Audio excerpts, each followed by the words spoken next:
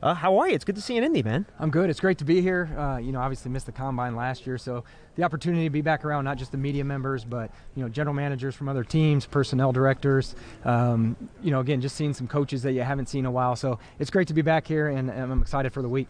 All right, we got a bunch of fan questions here. We're going to take some calls. We have some questions from YouTube, some questions from Twitter. I thought this was a good way to start, a very basic one. This one from the bird's eye view. Not the Eagles, just the bird's eye view. What has been the biggest takeaway so far now that you've been in the front office in your current job for 6 weeks? What have you learned?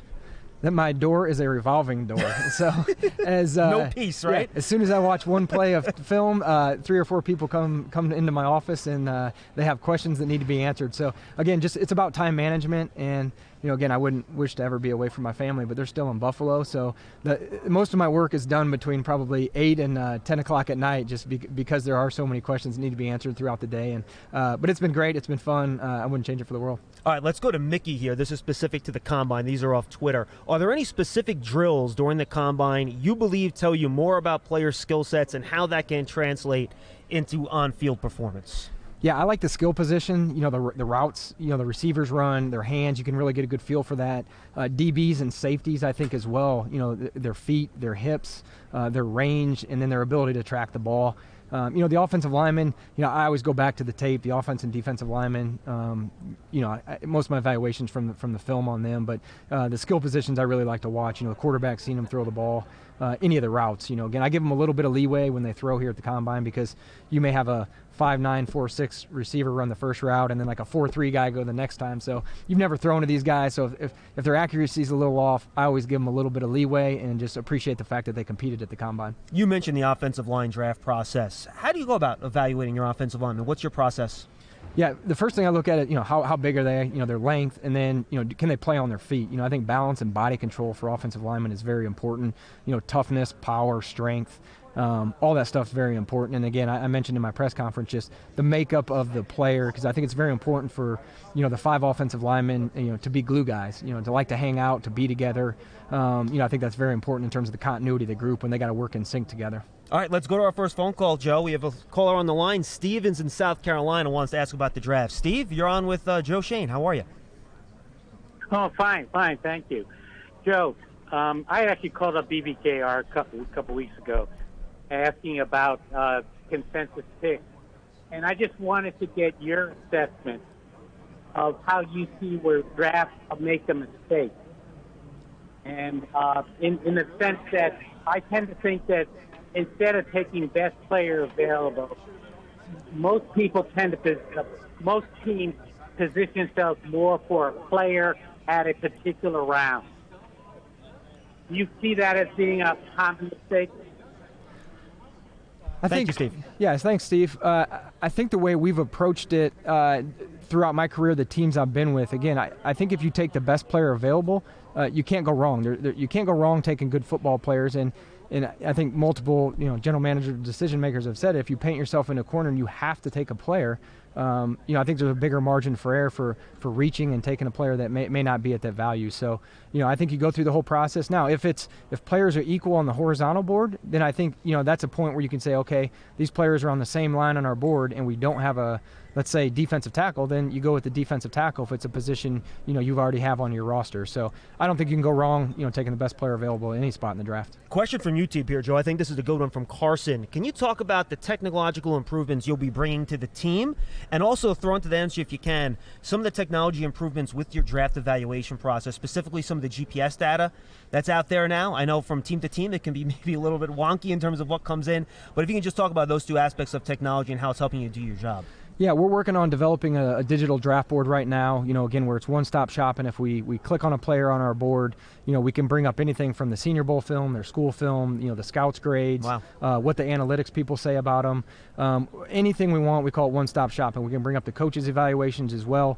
And, so that's one thing. And then right now, we have the magnets that we use, and, when you move guys around the board, you have to type it in a computer where you put the guy. As you move, players around, on the draft board, it automatically assigns them a grade. So it makes everything that much easier in terms of you turn on the computer, you can hold meetings, you can do anything you want. And then the GPS data, it's a resource that we're going to use. We contact schools and try to get it. The practice data, the game data, and it's something we're going to, again, if anything is going to give us a competitive advantage, we're going to try to utilize it the best we can. And so far, again, we're trying to make as many changes as we can before the draft. But come May, we'll really step back, assess what's available to us and what we want, and then map out a plan how we can make sure we have all that stuff come the 2023 draft. Another YouTube question, Andrew Rovit wants to know, Joe, how involved were you in helping Brian Dable assemble his staff? Or is that something where you kind of sit back and say, you're the coach, you get to pretty much do what you want here? Yeah, he would come to me, and I gave him some names. He shot some names off of me. He said, "Hey, what do you think about this guy? What do you know?" I would do some research in the background for him. I sent the slips in the league, to get permission and make sure, and we were doing everything we need to do in terms of the rule with the league and turning in the how long we interviewed the guys, if it was Zoom, who was involved, all that stuff's administrative stuff. But Brian did his research as well, and again, I think he put together a fabulous staff, both sides of the ball and special teams as well. All right, let's go back to the phones. Ralph is in Florida. He's up next with Giants General Manager Joe Schoen. Ralph, what's up? Hey, how you doing, guys? Welcome aboard the Giant Nation, Mr. Schoen. Just one question.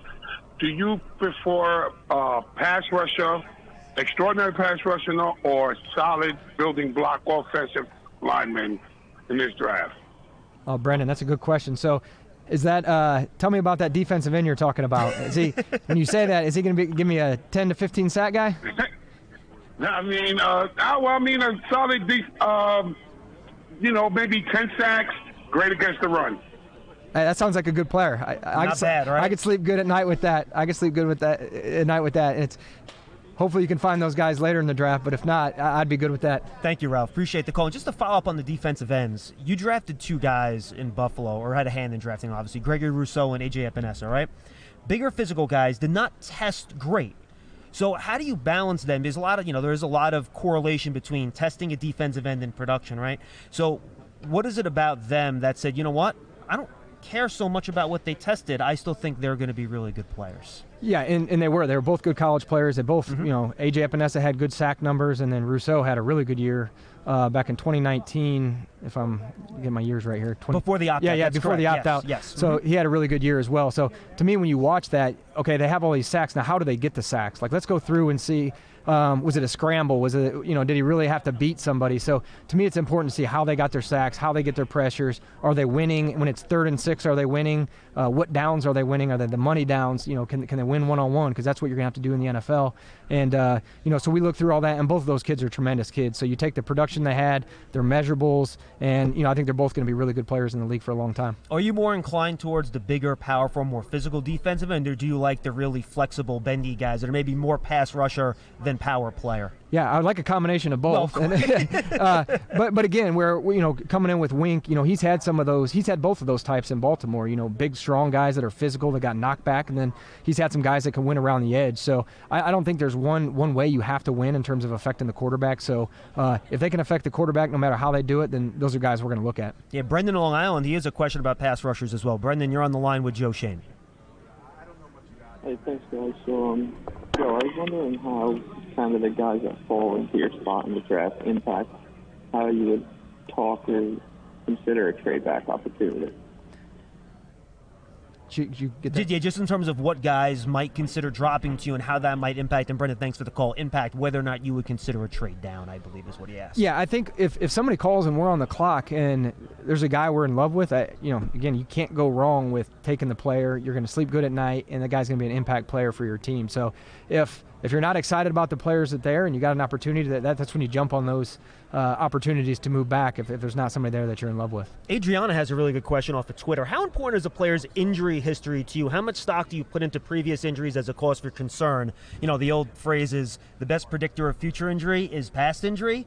What's your philosophy in terms of that? You took my quote. That's what I was going to say. Yeah, exactly. So, no, I think that's real, and we got to look at it. And then again, I'm not a doctor, my staff's not a doctor, so we got to really lean on our medical staff to, give us their input. They do MRIs, they look at these guys, they poke and prod them, and they're the medical experts. So we're going to rely on their input along with what we get from the schools and then our evaluation, and try to make the best decision we can. All right, let's do one more phone call, then we have one more on Twitter and YouTube. Kevin in New Jersey will be our final caller. Kevin, what's going on? Hey, how you doing? Welcome to the Giants. Thanks, Kevin. Quick question. I hear a lot of people saying, "Oh, the Giants should take 2 offensive linemen." How realistic is that? In 5 years, that you have to, because when you draft in the first round, you want to keep these guys, and you're going to have to re-sign both of them. No. Does that make sense to have two people pretty much in the same area that you're going to put that much money into? Yeah, that's a good question. And Thank you, Kevin. Kevin, I think that's a great problem to have. I'll sign up for that if you've got 2 really good players that are going to call for a lot of money on the open market. So I would sign up for that. Again, I think you can get all offensive linemen anywhere throughout the draft. I think most teams have showed that. There aren't many teams that are made up of 5 first-rounders. But if they're 2 players that are at 5 and 7, they happen to be offensive linemen, and they're going to be really good players for 4 years, and then we got to decide what we're do the 5th-year option. Then we'll cross that bridge when we get there. But I think those are good problems to have. In fact, I don't think your lines in Buffalo or even Carolina, off the top of my head, did you guys have any first-rounders on those lines? No, not in Buffalo. Back when I was in Miami, I would Laramie Tunsil. But yeah, again, we had a couple rookie free agents, 2nd, 3rd rounders on the line in Buffalo. So yeah, there's different ways to build the offensive line, and I don't think there's any correct way that says you have to do it this way. I got one more question from Twitter I want to get in here, Joe, and this is a good long-term question from Max, a good way to wrap this up. We know you have a plan to build your roster versus the one you're inheriting. How long do you think it will take for you to execute your plan, and how much balancing that can be accomplished in year 1 of that process? Yeah, that's a good question, and I keep getting asked a similar question, but we're going to try to be competitive today and still build for tomorrow, and we got to keep that in mind. It's not a rebuild, so my job is to figure out the way that we can get the salary cap in order and also be a competitive team, and then utilize the draft picks, and long term build through the draft, develop our own, teach them the way we want to do things, assimilate them into our culture, and then ideally you're rewarding your own players. And I got to imagine we're going to be seeing some of that roster stuff coming up pretty soon here with free agency on the horizon. Yeah, we've got some agent meetings with some of our players that are on our current roster, so we're going to start those conversations, and you can have conversations with other GMs and decision makers around the league, potential trades or whatever it may be. So yeah, over this week we should be very productive and have a little bit better idea what we're going to do by the end of the week. Joe, this was great. Thank you so much for spending some time with us and the fans today as you answer some of their questions. All right, thanks for having me. Appreciate it. Giants General Manager Joe Schoen, all brought to you by AWS, proud partner of the New York Football Giants. Of course, stay tuned, folks. We'll have Big Blue Kickoff live from here, right at Radio Row, coming your way at 3 p.m. We thank Joe for joining us, and we'll see you then.